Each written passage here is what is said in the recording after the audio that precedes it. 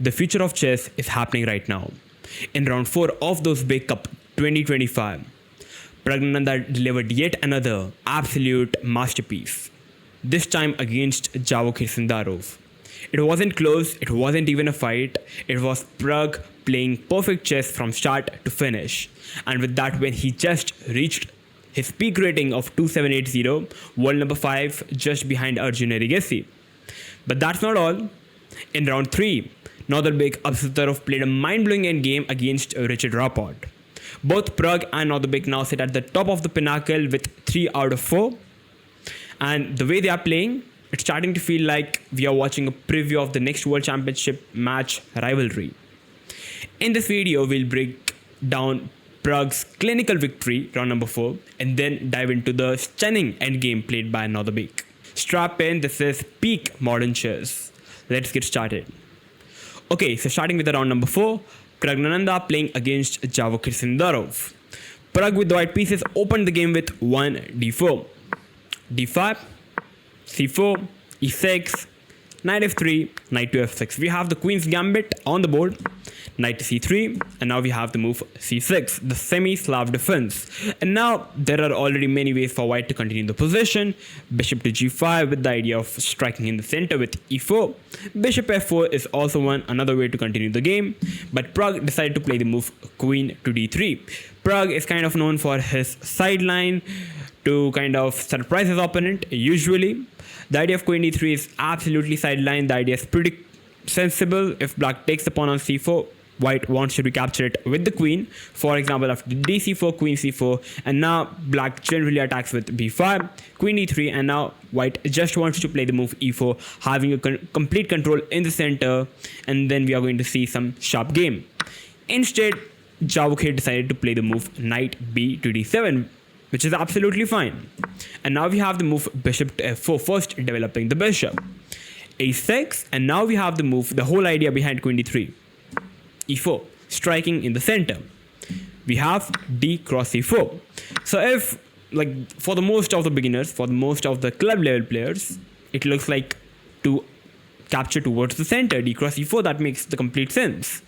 And like after knight cross, queen cross, knight f6, the queen goes to d3, and this looks like a standard position. Bishop b4 check, knight d2, c5, striking in the center. This position is actually already slightly better for white. This is a position which white is going to win, or in the worst scenario, a draw. Why? Because after a3 we attack the bishop. The bishop kind of have to take the knight. Queen takes, and after queen takes, it looks like black is a pawn up, but after queen trade bishop e5, you will sense white is having the bishop pair, going to capture the e5 pawn on the next move, and white is just having majority pawns on the queen side against 2 versus 3, having bishop pair advantage. And I believe if at the very top level, this is already a very good advantage with the white pieces. So that's the whole idea. D cross e4 is already not the best way to continue the position. So we have the move d cross e4, queen cross e4, and now b5. And now after b5, the surprising thing is, if you try to go for capturing the pawn on c6, which looks like a free pawn, it's already not the best way to continue the position. Because after rook a7, black wants to play the move bishop b7, and you will notice that queen is not really having any good squares in the position. So that's why, going back, Pragg decided to play the move queen to e2. It looks already like an odd move in the position. You're kind of blocking your own bishop on f1. Why not going for playing up the move queen to d3? Just with the idea of bishop e2 and castling up. Because in this position, black can play the move c5, which is a very strong move available in the position. Obviously, capturing would not be the best idea because it only helps black in developing his pieces. So white have to push in the center with d5. But the queen on d3 kind of allows black to play the move c4, giving a free move to black, attacking the queen and just making a square on c5 for the bishop, and black is absolutely fine, even better. That's why after queen e2, this is the best move, because if black goes for the same stuff with c5, this time after d5, c4, you will see black has not really achieved any free move available in the position. So after takes g3, Bishop g2 castle up, and white is already fine, absolutely fine. White can also castle up long, but that would be just too risky, so I believe just g3, bishop g2 castle up would be a good idea for white. So after queen e2, we have the move b4 by Sindarov. And now knight to a4, bishop to b7, rook to c1. Pragg is just stopping Sindarov's c5, which makes sense. Bishop e7, and now playing the move knight to d2, a very instructive move and a very interesting move at the same time. The idea is pretty clear. Pragg wants to put his knight on b3, absolutely stopping black's c5. The bishop would be bad, the c6 pawn would be weak, and that would be simply a one-sided play. After knight e2, we have the move c5 in the game, which already was not the best way to continue the possession, though practically I believe this move makes sense, because according to the engine likes to play the move castle up, engine likes to play the move castle up in the position, and after knight b3 stopping c5, engine is like, okay, play a5. You want to play bishop a6 and just remove the bad bishop, which makes sense. f3, bishop a6, and we have a bishop trade.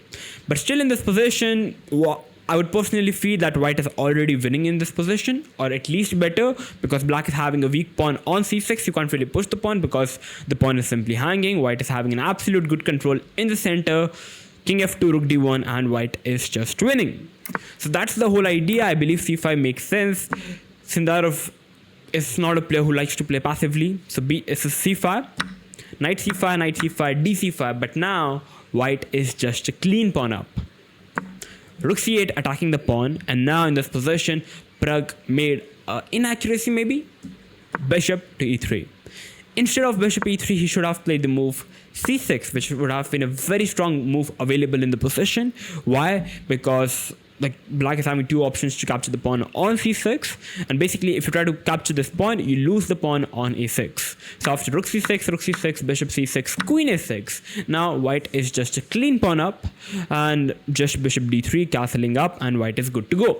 And if black just tries to capture a free pawn, it's not really a free pawn, because after knight e4, queen c6 check, you lose the knight and you lose the game. So that's why c6 would have been the best way to continue the possession. Instead, we have bishop e3. Pragg wants to defend the pawn and maybe wants to make this pawn a queen. Maybe, who knows? We have the move knight cross e4. This was an opportunity to Sindarov to equalize the possession with knight to d7, just attacking the pawn on c5. And after c6, thanks to the bishop on e3, you can't really push the pawn as the bishop is no longer on f4 to defend the c7 square. Black can simply castle up in this position, which is a very strong move. You can't really capture the piece because the rook is hanging on c1. And in the next move, black is simply going to capture the pawn on c6, having an absolutely good position. All pieces are developed. White is still struggling with developing all the pieces, and black is already slightly better. That would have been the best, but Sindarov was like, what's the problem of capturing the free pawn on e4? So he simply took the pawn on e4, and this was a big problem.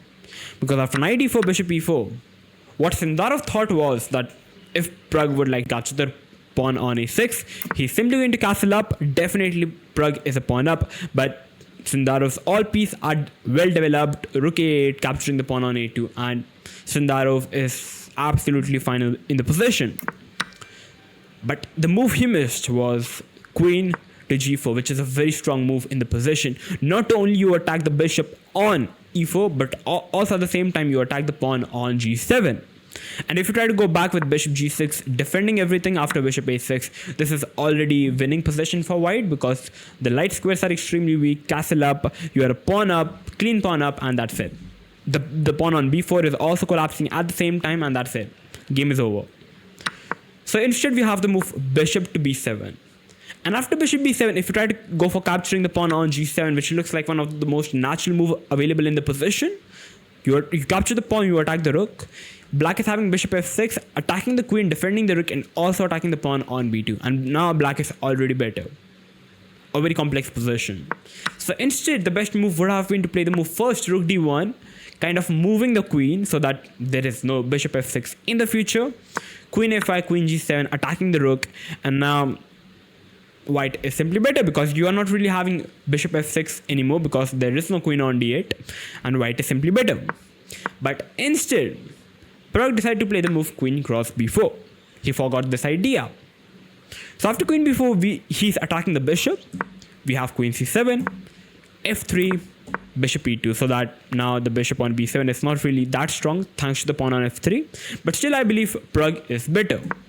a5, queen a3, bishop c6, castle up, bishop f6, rook c2, and now rook b1. A very interesting idea by Praggnanandhaa. Putting both the rooks on the c and the b file with the idea of putting all the energy to the pawns on the b and the c pawn, just pushing down the pawns at the right time b4 and just pushing the pawns, and that's it. Queen e5, queen c3, queen f5, and we have a repetition of position. As you know, currently both the players are on the move number 27. If you reach move number 40, you get additional 30 minutes on your clock. So Pragg is just repeating the position. And after queen e5, if he would have played the move queen c3, it would have been a threefold repetition and a draw. So he decided to play the move queen to d2 with a very simple idea of pushing the pawn to b4. Rook d8, queen c1, queen h5, and now we finally have the move b4, pushing up the pawn. We have end pass in, takes, and now bishop to e5, attacking the pawn on h2. If you try to play the move f4, it's already not the best way to play. It looks like you are attacking the queen and the bishop, but after queen g6, you are already getting one move mated, and black is already having some good counterplay, and black is already slightly better. Instead, we have h3, a very calm move. The queen goes back, b4, queen to g3. It looks like white's king is a bit weak because the dark squares are extremely weak, but Pragg is like, I don't really care, b5. Pushing up the pawns on the queen side. And now we have bishop to d5, because if black tries to go for checking the white king, king f1 check, king f2, you will realize there is nothing happening to the king and white is just winning. So that's why we have bishop to d5, just king f1, a very strong move by Praggnanandhaa, just moving the king, a very good prophylaxis move, just moving the king, and that's it. The king is extremely safe, and now he can just give his complete focus on pushing his pawns on the queen side. f5, bishop goes to g1, and now bishop to d5. A very strong move played by Sindarov. If you try to capture the bishop, it would be a bad idea, because after takes, rook f8 check, and the position is very complex and anything can happen in this position. So that's why we have the move b6, just ignoring the fact that he is losing an exchange, which exactly happened in the game. Because thanks to the pawn on the queen side, this is already winning for white. We have king h8, because even if black tries to play rook c6, trying to stop white's pawn, still bishop b5 is coming up, and you can't really stop white from pushing his pawns. So we have king h8, c6, queen over here. We have queen trade. Of course, you can't really trade off the queen. That would be complete winning position for white.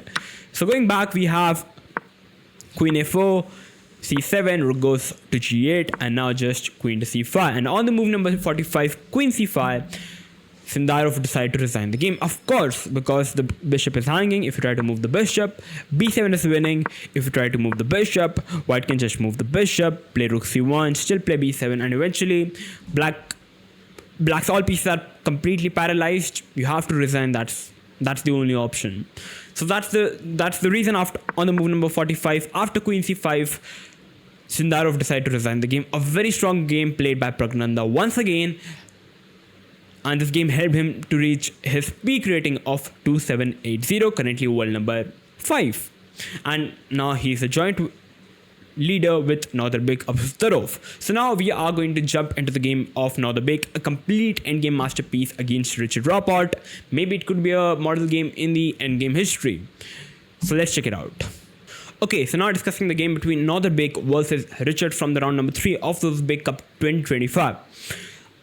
The opening middle game is just for the sake. I'm just going to go into the main endgame part. Knight takes. We have the Sicilian. Bishop c4, e6, bishop e3. Everything is kind of normal stuff. g4, a very interesting stuff by Nodirbek. d5 striking in the center, takes, and now we have the move bishop to b4. I personally believe maybe Nodirbek missed this move, because first of all, if you try to capture the pawn, it's not the best way to continue the position, because you simply be a pawn down. So going back, you can play the move knight b3, capturing the bishop, capture over here. Material-wise, the position is even, but still I believe white, maybe like black is having the bishop pair advantage, but at the same time black is having a weakness. White's king side is a bit overextended, so maybe still I believe after queen f3 castle up, white is absolutely fine. I would actually prefer maybe white in the position, maybe. The position is extremely complicated. Instead, we have bishop b4 with the idea of pinning up the knight and capturing the knight. We have takes, knight b3, and now we have the move c cross b3. Many of the beginners will say that why did went for simply capturing the pawn and giving a check, because that would be a big blunder, because thanks to the bishop on c8 now it's opened up. And now after cb3, check, check, check, king f2, thanks to the bishop on c8, now black can play the move knight g4, attacking the bishop and the king, and the game is already winning for black. So that's the reason first cb3 is the best way to play. Bishop c3, bc3, queen c3, king f2, bishop e6, knight takes, pawn takes, rook c1, check, rook d8, we have a queen trade, knight d5, rook d1, rook e1, and we have another pair of rook trades. We have a pair of rook trades, and now we are in the end game. Knight c6, king e4, bishop b6. It looks like a very drawish endgame, and it is a very drawish endgame, but still h5, both the players were having a very less time. We have f5, knight e7, takes, and it looks like a very drawish position. Bishop goes to f2, and now we have the move knight to d5, which is already not the best way to play the position. I believe knight g6 would have been the best move, because it not only takes the square from the king on f4, but it also puts pressure on the pawn on h4. And for example, if white can play the move a3, b5, bishop g3, knight e7, king f4, king f6, and you see, nothing is happening, the king can't really make any progress, and that should eventually be a draw. Knight g6, king e6, and that's it. That's a draw. Instead, we have knight to d5, bishop e1, taking away every square from the knight on d5, b6, bishop to d2, improving the bishop, b5, bishop to a5, taking all the squares from the knight, knight to e7, king to f4, and now we have the move knight to c6, the only move. If you try to play the move king f6, trying to take all the squares from the king, it's winning for white thanks to the bishop. And now I'm just going to capture the knight, get this pawn. For the sake of humanity, I'll just let you show this, and that's winning. That's completely winning. That's 1-0.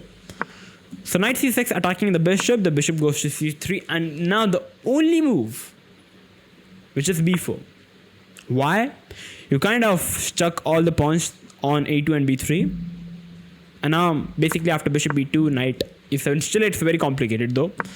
King g5, knight d5 takes, king over here, check, and basically after knight g2, the pawn have to make push, and after knight f4, just king takes, and this is a draw. Instead, he played a5. Richard played a5, which gave white the opportunity after king g5, a4 to play b4. And now the things are not same. The things are absolutely not same, because after knight e7 takes, knight d5, bishop d2, king f5. Now if white tries to move the king, that would be a draw. After king g4 attacking the pawn, the pawn move, and thanks to the knight, the pawn can't really be protected, and that's it. That's a draw. But now, thanks to the a pawn, it's a3, and now it's a zugzwang. It's a zugzwang. Black wants to skip a move, but black can't. Black has to make a move, and now white can just move the king. Because this time, the king is not really on time. There is no knight on f6 to capture the pawn. So white is just going to move the king and make a queen. So now, knight c4, bishop c3, knight a3, push, bishop goes back, king push, pawn push, bishop b2, taking away the a3 square with the idea of bishop c1, also at the same time to capture the knight. Attacking the knight, white wants to capture the knight, push the pawn and win. So a3. If you try to capture the pawn, black is having king g6, and that's a draw. Bishop c1, and obviously capturing is losing because of king f8, and white king can easily reach to capture the pawn, and that's winning. But just knight h7, check, and that's eventually a draw. You can't really push the pawn. So instead, at the place of capturing the pawn, capturing the knight. That's it. And after e2, what's the move? That's the only single move which is winning for white. All the rest of the moves are winning for black. You can pause the video if you want. I'm going to reveal the answer in 3, 2, 1. Bishop to f6. And that's it. That's GG. That's 1-0. Nodirbek won. Because he's simply covering the a1 square. And now he's also going to push the pawn. If you take the bishop, I'll just push. You make a queen, I'll make a queen. I'll capture the queen. And that's game over. That's GG. And yeah, that's it. And basically, that's the only move, because if you try to even push the pawn, now a1 queen. If you try to make a queen, queen a8 check, you have to move the king. Queen h8 takes. And this endgame is winning because the king is much faster. And black is going to capture the pawn, make a queen, and that's winning for black. So that was a mind-blowing game played by Nodirbek Abdusattorov, endgame mastery. And he simply won. And with this, from the round number 3, he drew down in round number 4. And yeah, both the players, Praggnanandhaa and Nodirbek, are currently at the top of the pinnacle with 3 out of 4. Let's see what's going to happen in the future rounds. I hope that the analysis was fun. You maybe learned something. If you did, make sure to like, share, and subscribe. Smash that subscribe button. I'm going to see you in the next one. Thank you for watching, and bye-bye.